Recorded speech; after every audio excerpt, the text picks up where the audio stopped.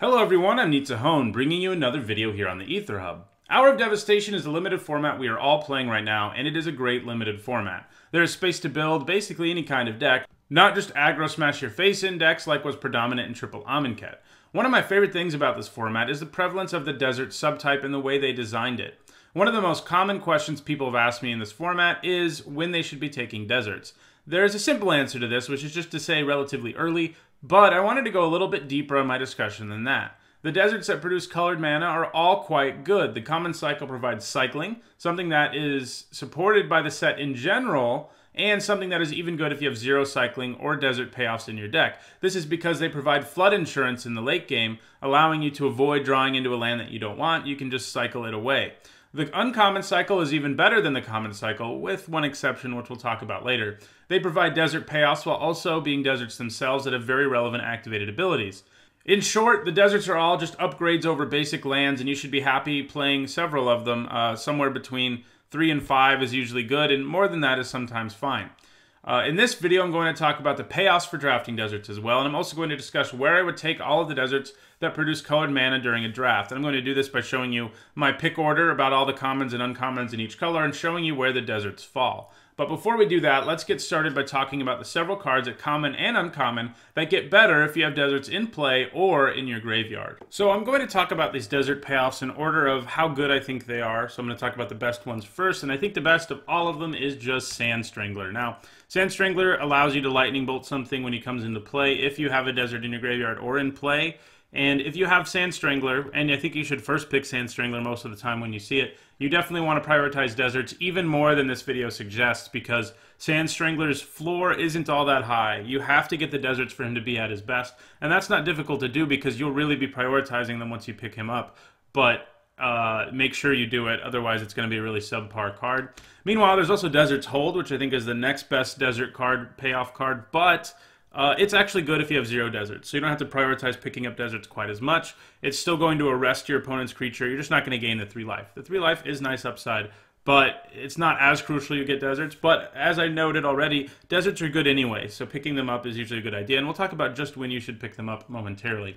Next is Unquenchable Thirst, which I think, like Sand Strangler, gets to be pretty bad if you don't have enough deserts, and if you have deserts, it gets to being very, very good. So that's another one where you need to be prioritizing deserts, along with Gilded Celadon, which I think is great. Goblin Heel Cutter effect makes things unable to block if you have a desert in play or in your graveyard, and that is very good. And a 5-mana 4/4 isn't so good. So red is frequently the color that needs to prioritize deserts the most, because it's common and uncommon that care about deserts are so mediocre if you don't get them. It's also Wretched Camel, who, again, a 2-mana 2/1's not terrible. It's also got the zombie creature type. But if you have deserts, it gets to be a lot better. You get to 2-for-1 your opponent a lot of the time because they have to discard a card. Sidewinder Naga isn't all that exciting. It's another one that's fine even if you have no deserts. As a 3-mana 3/2, ideally you won't play that. But if you have deserts, a 4/2 Trampler for 3 is a good deal. Similarly, Solitary Camel is a 3-mana 3/2 with no deserts, but it gains lifelink if you have one somewhere. Wall of Forgotten Pharaohs is a nice little card in control decks that have enough deserts because you can just use it to slowly kill your opponent in the late game. And the worst of these is Dune Diviner, I think. Keep in mind, I think all of these cards are playable, but I think Dune Diviner is the worst. It's a 3-mana 2/3, and its upside isn't that great. You're not going to be gaining that much life with it. It asks too much of you. If you have Crested Sunmare, though, it gets to be pretty good. Okay, so we've covered the cards that like deserts. There's also a few at rare, predominantly in green, so keep that in mind as well. But Green and red are really the colors that seem to care the most about deserts, but all the colors have cards in that color. Unquenchable Thirst and Wretched Camel are the only ones in their color, but they both get to be quite good if you have deserts. From here, I want to talk about where I would pick up the deserts that produce colored mana with regard to the other commons and uncommons in those colors, so I can give you a feel for where I think you should be taking them exactly to make sure you end up with a decent number of deserts for these desert payoffs at common and uncommon. So let's look at white first, where I'll show you my pick order for white, all the way up to the 2 deserts.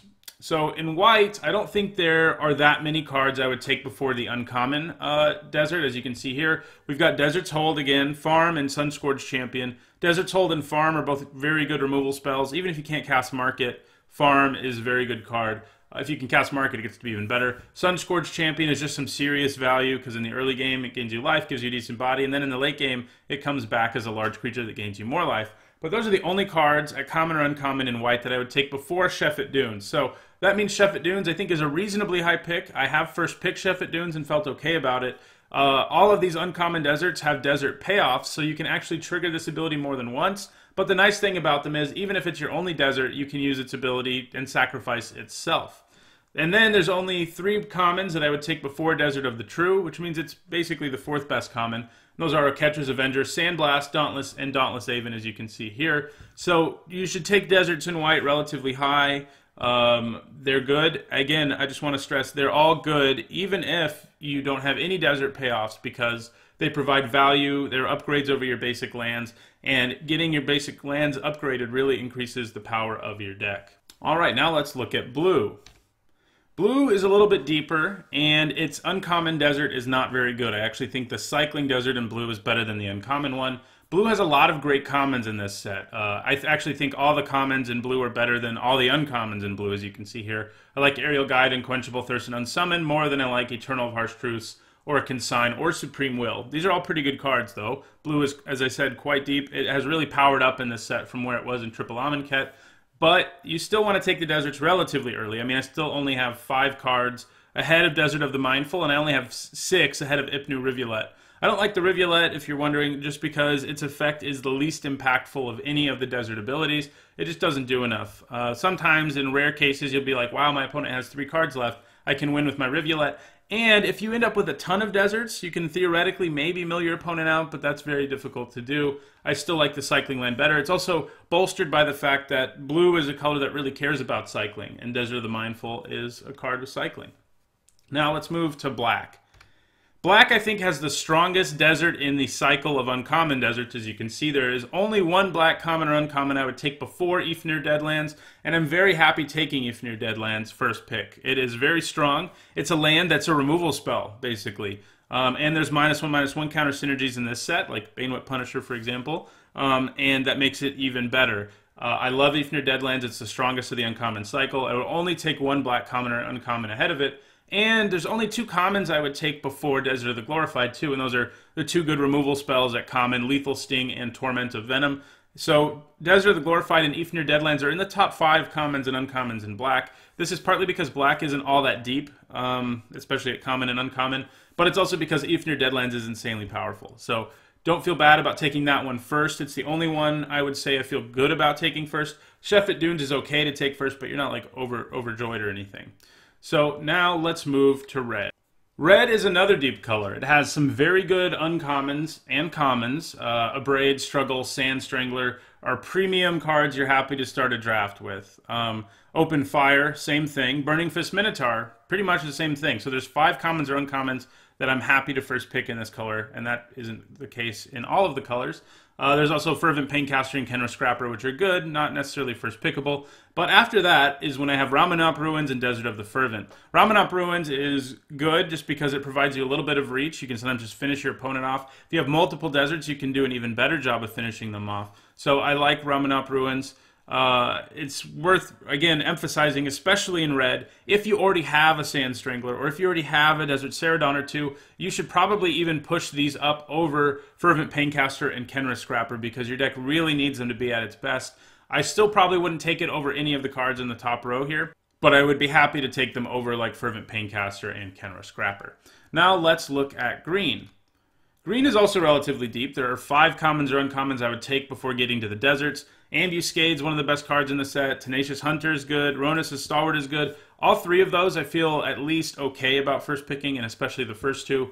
Oasis Ritualist is great, allows you to splash. It's a very good common. It's a decent blocker. Devotee of Strength is a great late game mana sink that's also an early game creature. And then after those 5 cards, though, I'm all over wanting Hash Up Oasis and Desert of the Indomitable. Hash Up Oasis doesn't have the most impactful activated ability. It gets to be a little bit better if you have evasive creatures with trample or flying, and it does get better too if you have multiple deserts to sacrifice to it. And then, of course, there's Desert of the Indomitable. So that's my pick order in each color, where I sort of fit in the deserts, where I want to be taking them. And, you know, I think, as I said at the beginning of the video, it is relatively early, but I wanted to show you specifically where I would take these. And if you don't see a common or uncommon on this list, it means I would take Hash Up Oasis and Desert of the Indomitable before all the rest of them. So that's something to keep in mind. Before we finish this video up, I also wanted to talk to you about whether or not you should play lands that produce colorless mana, deserts that produce colorless mana. And the answer is you can, but you usually don't want to be playing more than one desert that only produces colorless mana. This is because it'll really make your mana base inconsistent, and unless you're really desperate for deserts, you shouldn't be running more than one that produces colorless mana. That's partly why it's so good to prioritize these deserts, because they produce colored mana, and that's what makes them upgrades over your basic lands. You can't say the same thing over the lands that produce colorless. I will tell you, though, sort of how I rank the various colorless lands. As I said, having one in your deck is usually fine. More than that's not so good, but I do want to talk about the deserts that don't produce colored mana, at least not always produce colored mana, and where I rank them. And this is what this slide here is supposed to tell you. Survivor's Encampment I like because it can help you fix, and it can actually produce colored mana. I would still take all of the colored deserts over it if they were on color. I like Endless Sands a little more than, in my set review, I didn't think it was going to be as good as it is, but it's pretty solid. If I could have one Endless Sands in any deck, I would probably do it, even though it only produces colorless, because it makes your opponent really have to think about how they're going to use removal. You can save your creatures, you can do all sorts of silly things with it. I like Grasping Dunes. I've always been a big proponent of that card in Triple Amonkhet because it can be a removal spell. I mean, it's no If Near Dead Lands, which produces colorless mana and puts 2 counters on things, but it's still pretty good. Cradle of the Accursed, pretty much the same thing. It's a desert, which is nice, like all of these cards are, but it also makes you a creature, and so playing one of those isn't so bad. Painted Bluffs can produce colored mana, but it's a filter land, and filter lands usually aren't so good. This is because you have to pay 2 mana just to produce 1, and that's not so good. Hostile Desert is one you can play. I mean, it's basically a desert with upside if you need another desert in your deck. It's definitely going to be better in a world where you have stuff like Evolving Wilds, Cradle of the Accursed, Grasping Dunes, but you don't want to be playing the Grasping Dunes, Cradle of the Accursed. Usually with Hostile Desert, you'd rather be playing Cycling lands or the uncommon lands that sacrifice other deserts. Scavenger Grounds produces colorless mana and has a little bit of upside to get rid of embalmed creatures. Sunscorched Desert, I would basically only play in a monocolored deck because it jeopardizes your mana so much for a very small advantage. But if you're in a monocolored deck, you can play like 3 of them and not feel too bad. And finally, I have Dunes of the Dead, which I do want to say with caveat, is actually a playable card if you have a few different copies of cards that let you sacrifice lands, like the uncommon cycles of deserts, but usually it's just not going to be worth it. Sunscorched Desert even has more upside most of the time than Dunes of the Dead was. So that does it for this video. I hope it helped you think about where you want to be taking deserts in this format. I hope you're enjoying the format. If you want to see more of my videos about this format, you can go to my channel, Nizzahon Magic. I post 2 draft videos a week there, among other things. And don't forget to subscribe here, where you can see more of me talking about Limited, but you can also see a bunch of other content from great MTG content creators. Thanks for watching.